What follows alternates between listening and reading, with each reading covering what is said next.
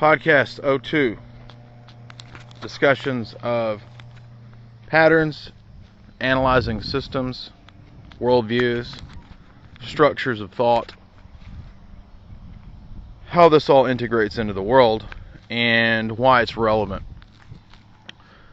If a person were to go onto FAS.org, which is Federation of American Scientists, one would find all kinds of declassified academic papers, stuff from journals, so forth, so on. And, believe it or not, there are all kinds of actual military documents, actual what are called ethnographic studies by the Central Intelligence Agency.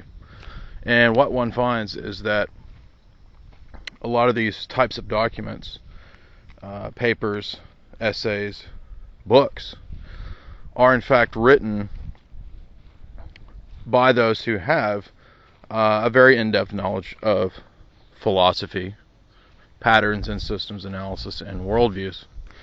So, ironically, I discovered that there's a very clear connection between people who, for example, might have read a lot of Cornelius Van Til or Greg Bahnsen, and those who would be interested in presenting objective systems analysis, because systems work in a certain way on the basis of certain patterns to achieve certain ends and have a certain logic or structure to them.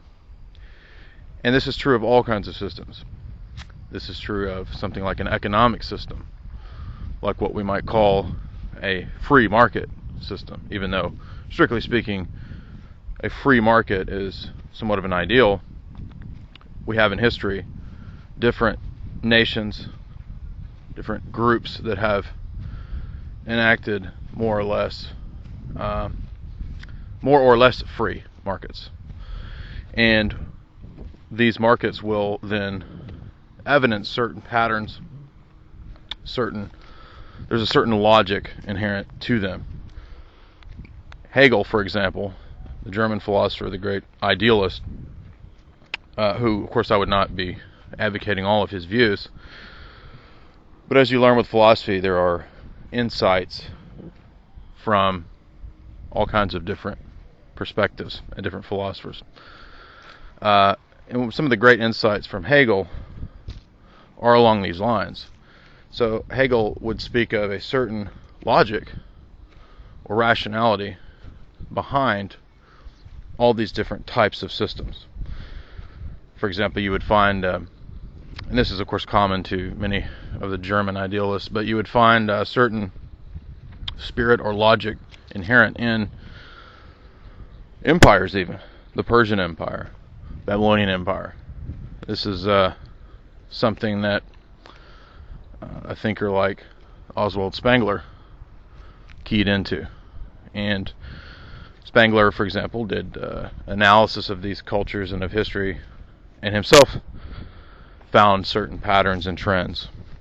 Now, of course, this isn't a completely perfect science, because it involves so many different levels of reality, different interactions between all kinds of different groups.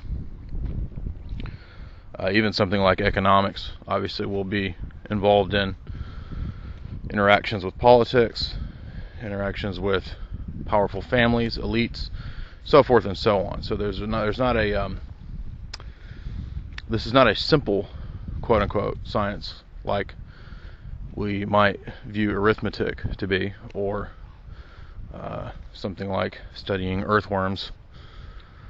Those are more direct and more clearly present the logic that they have than something like systems analysis and looking at the logical structure of different types of things. So what we see is that just like a computer, for example, has a certain logic to it by which it operates in order to function in the way that it's designed to, the sum of its parts all work together to achieve desired effect. In the same way, economic systems work this way. Religious systems work this way. People groups, nations, tribes, races work this way. And even individuals' lives can be analyzed in a kind of psychoanalytical profiling or makeup. And this is why, for example, intelligence agencies will do profiling. They will do a psych profile of targets or so forth. So what we're discussing here is not something abstracted and removed from reality. It's something that's very real and very useful. So well, how would this be useful? Who cares about philosophy? Why does this matter? Well, if you are, for example, a powerful international corporation, the success or failure of your plans and of your policies, for example, say in some indigenous region, the corporation wants to cultivate the land for some sort of rare earth minerals or something like that. Movement into that indigenous culture will, of course, involve knowledge of the practices, beliefs, modus operandi of that tribe or that indigenous people group. Because it will, as with all things in this world, be connected to some kind of operating system, right? The tribe will have some sort of belief, will be operating on some sort of presuppositions or worldview. As we discussed in the last podcast, we looked at the basics of a worldview. And philosophically speaking, that would be, as we said, ethics, epistemology, and metaphysics. But the way that this is then, again, useful is in situations where some desired effect wants to be achieved. And so for something like an international corporation where the bottom line is at stake, where objective analysis is absolutely crucial, right? The same thing might be said of something like military engagement, tactical analysis, so forth. Those kinds of analyses depend upon objectivity and things being correct. And so this is different from something like literature, literary analysis, although, however, I will make the argument that we can also find a kind of logic and structure even within something like literary analysis or literature when we look at things like archetypes, right? Jungian archetypes. We find a structure there that will in fact also be similar to structures that emerge when we do comparative religious analysis of indigenous tribes. Okay, so again, to most people, of course, this kind of stuff seems completely irrelevant. Who cares? Why does this matter? You're just spouting off whatever nonsense. To those in the know, this is actually how the world works. And again, objective analysis is absolutely crucial in the real world, in business, in military exploits, in psychological profiling, so forth, so on. Those disciplines do not admit major error, or at least they do not want it. Were one to sit in a average academic literary analysis setting, the general praxis would be something like, everything is completely up to your own interpretation. And so it would be a completely relativized setting. Whatever you feel the literature, the piece that you've read, right? Whatever you feel that it's about. Maybe you just read The Merchant of Venice, and you feel that because of your Marxist professor's analysis that it's all about money. Okay, so it's a piece about Shakespeare's proto-Marxist views. I had a professor one time who spent the entire semester trying to prove that everything in Shakespeare was proto-Marxist, which of course is complete baloney. But That was, in other words, that was more of a situation of social engineering and indoctrination than anything having to do with objective real-world analysis. So what we're talking about here is absolutely not subjective, feeling-based, emotion-based analysis here. What we're talking about here is absolutely practical, despite what most people think philosophy and analysis is. It's absolutely crucial to operating in the real world, specifically for powerful interests. If powerful interests do not have objective real-world analysis, they will fail. And in fact, when we apply this kind of patterns and systems analysis to superstructures, such as a superpower, something like the United States, Soviet Union, what we find is that when they adopt radically divergent, radically destructive, irrational views, when those views become predominant, we see systemic breakdown.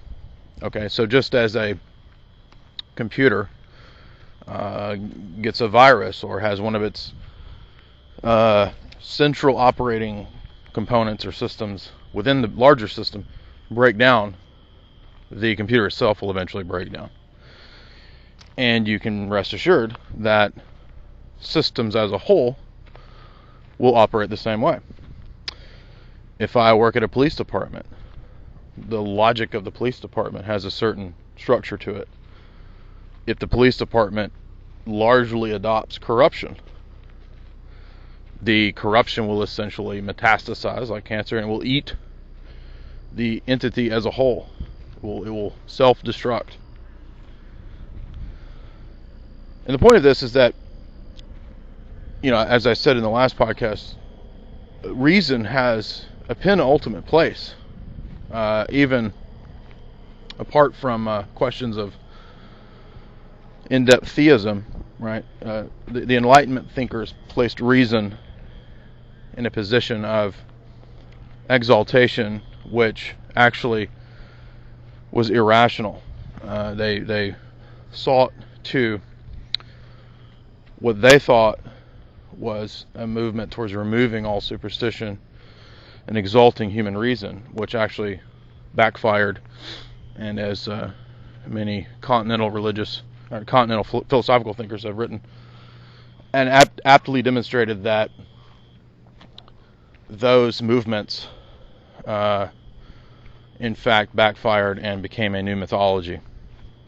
Of course, I would not agree with the Frankfurt School writers like Horkheimer and Adorno in terms of their overall project of Marxism. However, I do think they are correct in their sort of Nietzschean idea that the Enlightenment became its own mythos. It became its own. It became a new dogma, if you will. So what we're talking about here has nothing to do with the false debate of human reason versus religious ideology. One way that we could show this is that some religious ideologies are much more rational than others, right? So some religious beliefs are much more sensible, much more grounded in the real world than other strange beliefs. We might look at the effects, positive effects, or health benefits, so forth, that a certain religion has upon its practitioners, as opposed to the diet and health benefits of some other religion. One might be very positive, another might be very negative in their effects. And in many religious systems, diet is very closely connected to one's beliefs about the deity. So we shouldn't set reason immediately against religion per se. So, but back to patterns and structures and systems analysis. I read an interesting book on the unified field theory which pointed out that there, in any kind of electrical system, all the components work together to actually demonstrate, so the unified field theory holds, that there's actually a higher level of interaction between the totality of the parts that has to be there mathematically. In other words, that mathematically it's demonstrable that there is a higher level unified field, okay, to whatever mechanical instrument that's using electricity that we are seeing here. So whether it's a machine that creates widgets or whatever, it doesn't matter. For it to work, for it to have its own inherent logic, there's a higher level, higher dimension of reality that's assumed or presupposed. That's actually there. Okay, so we're not saying that this is something that's merely mental. No, it's in the working of that thing. There is a higher level reality interacting that not only is mathematically demonstrable, but also has certain physical electromagnetic effects that can be seen as well. So that's an example, or an analogy of what goes on in religious systems, or in an individual's belief system, or in economic systems, governmental systems, so forth and so on. And what, of course, is truly fascinating about all this is there has to, for any of this analysis to be done across, right, different systems, there has to be some kind of prior presupposed logic, okay, inherent in the work of analyzing cross systems. Do you understand what I'm saying? In other words, for an analyst, for a person who's doing this kind of analysis, in the very operation of analyzing something like an economic system on one hand, and then turning around and analyzing something like electromagnetism on the other hand, and then turning around and analyzing something like a religious system, okay, there's inherent in this process itself, which is not purely mental, okay, so we're not saying idealism or anything like that. Inherent in that is some sort of prior logic, reason, logoi, whatever we want to talk about here, a meaning, a structure, okay, a substructure to the process of analysis itself. And I argue that the very fact that this goes on and works and presents patterns is proof itself that there is this substructure. And so this is a kind of transcendental argument from patterns and systems analysis. I'm not, of course, arguing that Kant was right in proposing transcendental idealism. I do not believe that that is the correct view. However, why? Well, because there are all kinds of problems by which that system breaks down at a fundamental level.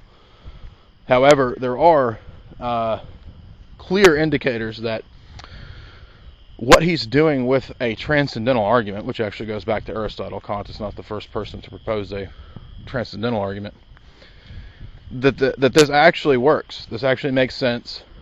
This is actually what's going on.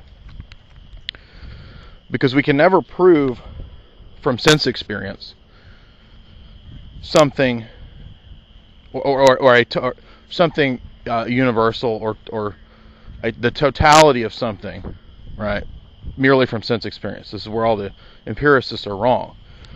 Because the empiricists always all wanted to say that all of our reality is purely based on sense experience.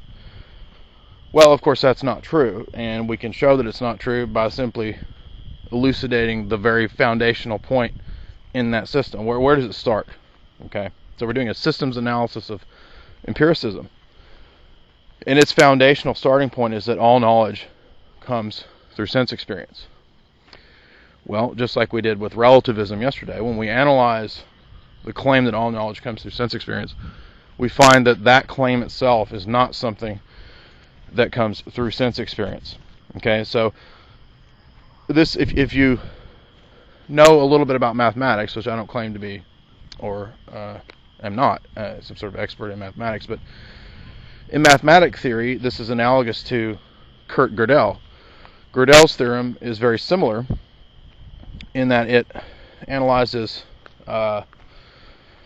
mathematical set theory, and shows that you can never, within a given mathematical set, prove the foundational axioms of that set. So, in other words, foundational claims within systems, like Gödel's claim, are themselves self-referential. This is the crucial point in the Gödel-Escher-Bach book, the Pulitzer Prize-winning book by Douglas Hofstadter. This is where it starts. It starts by pointing this out, that we find this circular structure in Bach, in the Risser-Car, in Gödel's theorem, and in the mathematical structure of M.C. Escher's drawings. So that's a great illustration of the point I'm making here with systems analysis. Systems analysis involves looking at systems, and we can, of course, classify any of these examples that I've given as a system. We can even classify things like a video game, right? Because a video game is working on a certain set of algorithms by which the AI characters within the game will be working. It gets really complex, of course, when you have humans interacting in the game, and so then it becomes a really difficult mathematical game theory situation based on contingencies and so forth. But for the purposes of basics of systems analysis, no, we don't have to exclude even something like video games. We can say we can look at the similarities there as well. It's going to have a certain logic to it, in other words. So, patterns and systems analysis begins then with, or should begin with, what are the foundational presuppositions, the axioms, the starting points for this system. And all human systems will work this way because they will work as a web of beliefs, if you will, as the transcendental philosophers speak of it. There would be a web of beliefs centered around a central point, or there could be more than one central point. There could be 2, 3, more than one foundational axioms that hold together a system, and by which the removal of any of these could then topple the entire system. So, for example, if one wanted to bring down some religious group, if one wanted to topple them for, say, espionage or for, say, apologetic purposes, one would locate the foundational presuppositions of that system. And by knocking out one of those foundational axioms in the psyche of key members of that group, it would only be a matter of time before the system as a whole would experience systemic breakdown. So we begin to see then how this is all very relevant to the real world, and not just armchair blabbering and philosophizing. It's crucially relevant. If one wanted to, for example, remove persons from belief in a Thomistic worldview based on the philosophy of Thomas Aquinas, one would go to the foundational propositions of Thomism, deconstruct them, and show them to be false or incoherent. This would then lead the leaders of Thomism, again, assuming that you were successful in convincing them that it was wrong, the leaders would then have a period of time whereby they experienced the breakdown in their own mind of Thomism, which would then filter down to the rest of the persons within the church or that scheme or whatever.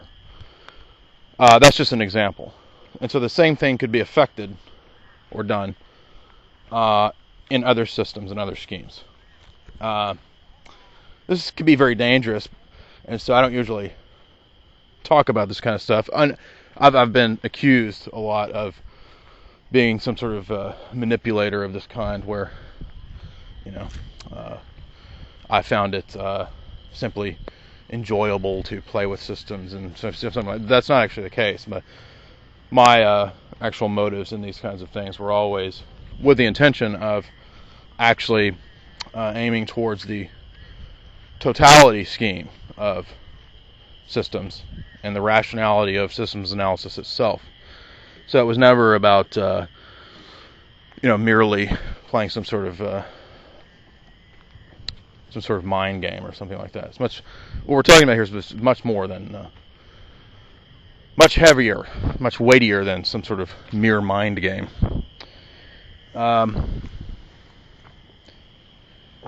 So we notice that systems have these patterns. We notice that we give an example here of the foundational axiom or the presuppositional belief, and we've noticed then that other less foundational propositions or beliefs will then be founded on and placed in the schema or the web, whatever analogy you want to use,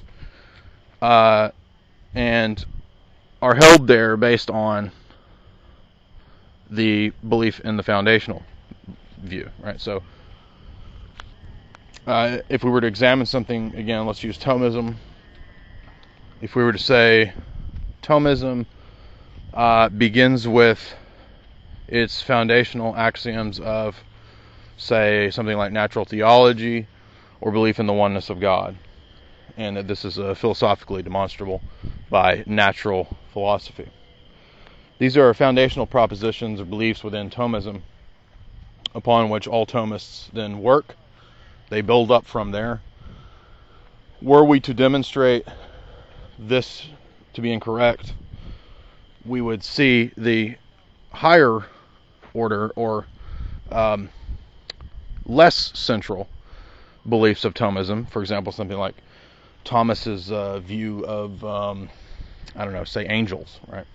Thomas's view of angels as beings existing as intellectual realities that are not part of the, generally speaking, part of the material plane, material world.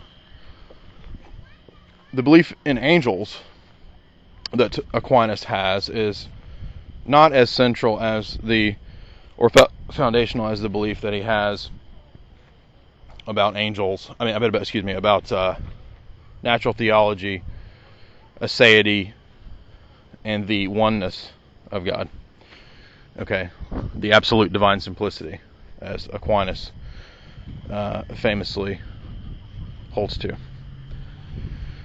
So that would be much more foundational, and deconstructing the foundational assumptions of the aseity and the absolute divine simplicity would then have a much more systemic effect than disproving, say, if one were able to do this somehow, some sort of argument that disproved Aquinas' view of angels, or however many angels could dance on the head of a pin.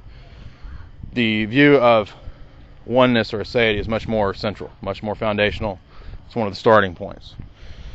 And so once we realize that there's an inherent logic to beliefs, to systems, to these patterns have a certain logic to them, it becomes very evident that then knocking out aspects of the system are then what's beneficial for different groups for different reasons.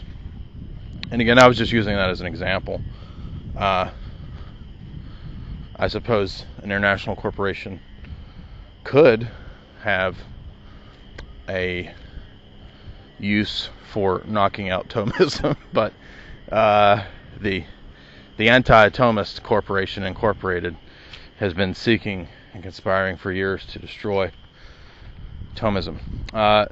So, and in that example, I'm not at all saying that everything in Thomism is false, or that I think that Thomism needs to be destroyed per se. I think there are a lot of flaws in that system, but that's a different question from what we're doing here. We're looking at the logic and rationality of systems analysis. Is there a logic and rationality to systems analysis? I think so. So we've looked at the web of beliefs, we've looked at the foundational propositions by which everything else in that web is strung, or upon which everything else is built. We note then the psychological effects of members of the group when the foundational beliefs are knocked out, or are challenged, or questioned successfully. And so this is, of course, where areas like psychology and propaganda and psychological warfare are relevant. Psychological warfare, for example, would be very much interested in what I'm discussing. This is precisely why the CIA presents ethnographic analyses. In order to have an effect upon said group, one would have to understand the logic of that group. Even if the group is highly illogical, it still benefits one to understand the illogic upon which that group is working. So what we're discussing here is a little bit more pragmatic in its effect, even though I, as my own personal interest, I'm interested in the logic behind logic, the meta-logic, the meta systems analysis, if you will, for the purposes of employment, or for the purposes of different groups or corporations or whatever entities. Their interests are more pragmatic.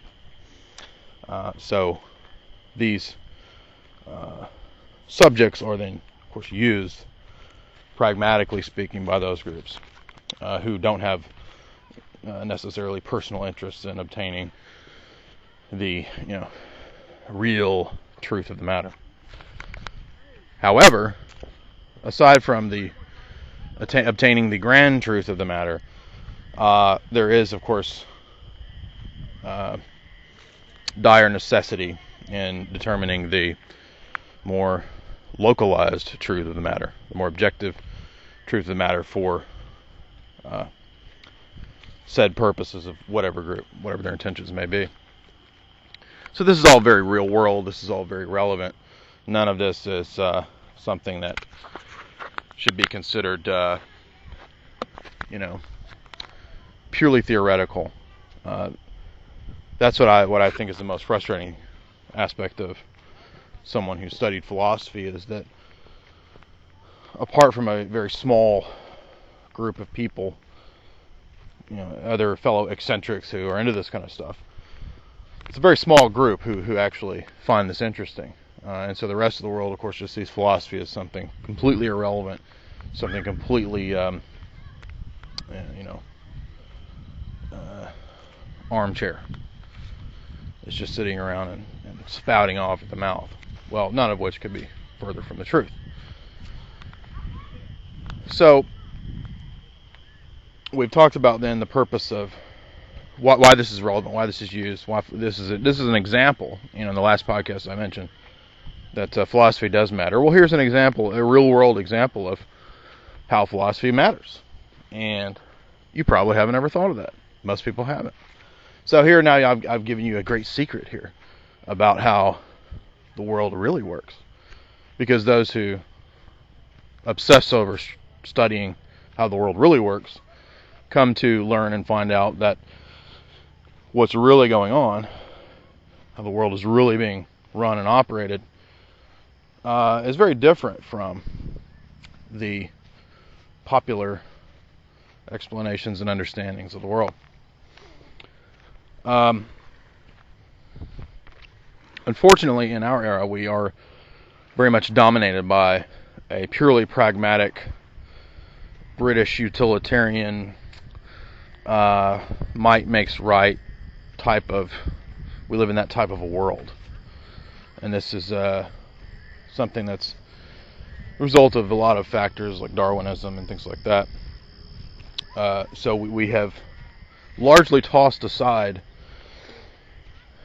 our more theoretical commitments because of empiricism and utilitarianism and materialism, which have come to dominate the West, and which have then led to these systems, have central flaws which lead to systemic breakdown. And so the adoption of these kinds of philosophies working together in their own kind of blended system in the West, which has produced a purely pragmatic might makes right view of how the West should operate. This is, of course, the central reason for the West's systemic breakdown. Not, of course, faulting the British Empire per se, because there is a logic to this kind of pragmatism. It's not all wrong. For example, part of what I've been arguing here is that systems analysis itself is relevant because of the fact that it is pragmatic. Okay, it does have an immediate real-world application. However, the downside is that the movement towards being merely pragmatic can divorce one from the higher dimensions, from the higher reality, from universals, from the form, which are ultimately, I believe, emanations from God. And so the turn towards the purely material as an end in itself and as a mean in itself, and exalting human reason as something that somehow is the final penultimate summit of our system, there are dire consequences for doing that. And so we end up with a meaningless, nihilistic self-destruction from that perspective. So, in other words, applying the systems analysis that I've been talking about to the West itself right now, this is the kind of problems that we would point out. We would say the West has achieved this sort of imperial status. And again, I'm not making a moral criticism of empire. Empire could be good. It could work. There's nothing inherently wrong with empire per se. But the problems with empire, as we see from history, and which occur over and over and over, and I think Spangler is very insightful on this, is that empire has achieved a certain level of rationality to where the means become an end in themselves, right? So that there's no ideology, because to achieve empire, pragmatism has been adopted so heavily. In other words, to increase power, right? Deception has been used so often that the logic of the empire itself becomes sort of lost in the lies that it has constructed to get to where it is. And I'm not even saying that deception and the use of such things in psychological warfare is always wrong. I'm not saying that. That would be unrealistic and silly. There's nothing wrong with that by itself, but there's a danger in an empire adopting a might makes right philosophy, because it will lead to its own destruction. That's the point. Just as we said earlier in the beginning of the podcast, a fundamental, foundational error adopted will eventually lead to a systemic collapse.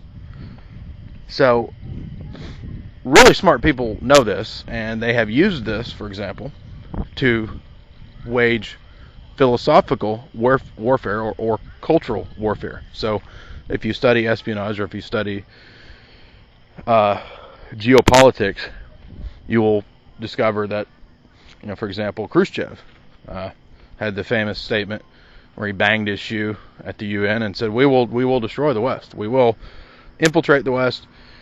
We will destroy it by philosophical means, which include all of these sort of practical means economic attack, philosophical attack, cultural attack, so forth, so on." And the adoption of relativism. Yesterday's discussion on relativism. The adoption of relativism, it can be used then, you see, as a systemic attack on the foundational presuppositions and beliefs of the West. You see, the West, from the time of Aristotle and Plato on, and along with Moses, the West did not believe in relativism. Relativism was the philosophy of the sophists, and Aristotle and Plato both, in rejecting relativism, argued with the sophists.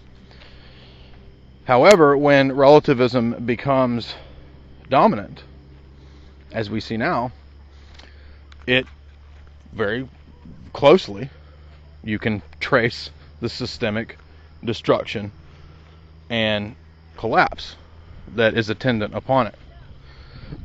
And although the listener may not be aware of this, smart people who know philosophy and who study psychological warfare and things like that do know this. They do know that one can attack with philosophy that then leads to social decay and destruction. And for the persons who love to come and click dislike on everything that I post, whoever that is, or they are, this is really obvious. I mean, I'm sorry that, if this makes you mad, I don't know what to say, but this is the case, right? So whether you accept this or not is true. And there's not really much debate that can be had on this topic for anyone who knows of this topic, right? And I don't claim to be an expert on this, but I am interested in it. This is the subject matter that I spend a lot of time reading, writing, and contemplating about, because it is so practical. Just because your immediate social circles and family members don't know anything about this or talk, it doesn't mean that it's not practical. Just because you haven't heard of this doesn't mean that none of this is relevant. So there's, of course, much prejudice against the quote philosopher. I recently went to a debate in Washington, D.C., and one of the proponents in the debate laughed at me when I said that I was a philosopher. Of course, not that I was saying it somewhat tongue-in-cheek. I didn't actually mean it in a pretentious, haughty way. But of course, he laughed at me, and this individual, of course, works with intelligence agencies that know good and well that philosophy is used in such things as ethnographic analysis. So, whatever. I'm constantly assumed to be stupider than I am, which I think is funny. So I enjoy it. I enjoy being treated like I'm an idiot. But that's fine. We can just get on here, get on this podcast, and then completely deconstruct everything you're saying. So, I would advise the listeners to review what I'm saying here. I know I'm right about this because I have actually downloaded entire papers and theses from FAS.org, and they all deal with the very things that you're hearing about here. Now, I did this kind of stuff pretty recently, branching out into studying espionage, because I didn't actually know any of this. I didn't know that 5 or 6 years ago, 7, 8 years ago, when I started studying philosophy. Well, actually 10 years ago, starting studying philosophy. But I didn't actually know that geopolitics was very much concerned with and interconnected with the questions of philosophy and worldviews. So this is going to be very relevant to cultured, wise listeners and individuals. And this is a whole branch of study. This is a whole field of research and study. So that's enough for now. Stay tuned. We'll continue to. This is a little bit more advanced than the last podcast, which was an introduction. But I was in the mood to do something a little more advanced. We can move on from here. We can talk more about systems analysis, relevance, examples of it. We can do an example of it. We can look at different papers produced by the Central Intelligence Agency, analyze those papers, see how they're doing it. Because they're essentially just doing a kind of apologetics, right? I mean, that's really what propaganda is. We should also in this podcast look at things like Kant, look at individual philosophers, analyze their argumentation, pull out the insights and the errors. I mentioned Hume in the last one, and certainly the crucial insights and flaws of both Kant and Hume should be analyzed. So maybe that's what we'll do next time. We'll just have to see what my mood is. Thanks for listening.